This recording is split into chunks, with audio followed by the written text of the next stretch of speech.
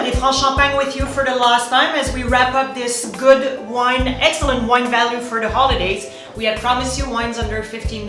I've cheated a little bit today. We are at $17. But it's wine to end your meal. We are going to talk about port a little bit. So we have cheese here, we have dessert, and this port will go well with either one of those.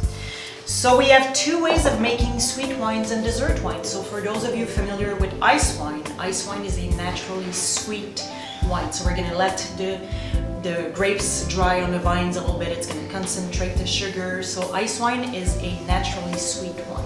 In the case of sherry, in the case of port and Madeira, those are what we call fortified wines. So those wines are going to start their life like any other wine. So we're going to make a base still wine like when we talked about sparkling production, same thing here.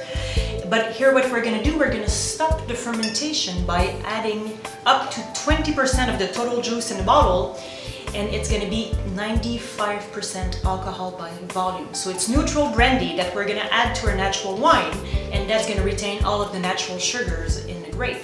So usually with a port here, because we fortified it, we're going to be at about 18% alcohol and about 100 grams of sugar per liter. So this one here is what we call a late bottle vintage. So there are ports that are made what we call reductively. So those are the ports that don't see air, that don't see oak barrels, or short time in oak barrel. So ruby port, for example, so very deep in color, almost purplish, full of fruit flavors. This one here spent 5 years in a cask, so that's going to impart some oxygen, and this is what we call aging oxidatively. So if we look at the color of this part here, it's a little bit paler in color, it's starting to lose some of its color, and the aromas that we're going to get from the time spent in oak are going to be more like walnut and coffee and toffee. So again, perfect to finish your meal. It's been a pleasure talking wine with you. Happy holidays, everybody. Safe and happy holiday season, and we'll see you in the new year for more.